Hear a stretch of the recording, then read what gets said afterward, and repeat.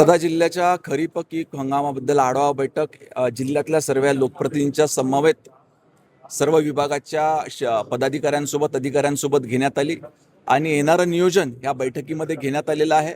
अनेक नवीन योजना केंद्र शासनाच्या राज्य शासनाच्या आलेल्या आहेत, त्याची व्याप्ती वाढवून त्याची माहिती जास्तीत जास्त शेतकऱ्यांपर्यंत पोहोचली पाहिजे अशा सूचना देखील त्या ठिकाणी देण्यात आल्या।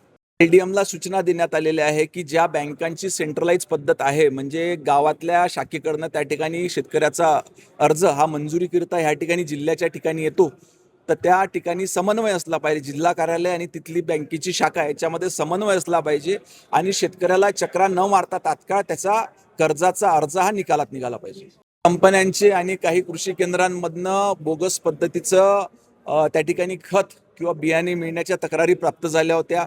या अनुषंगानं विभागाच्या मार्फत कार्यवाही देखील करण्यात आल्या, अनेक ठिकाणी त्या ठिकाणी रेड देखील मारण्यात आल्या, साठा जप्त करण्यात आलेला आहे।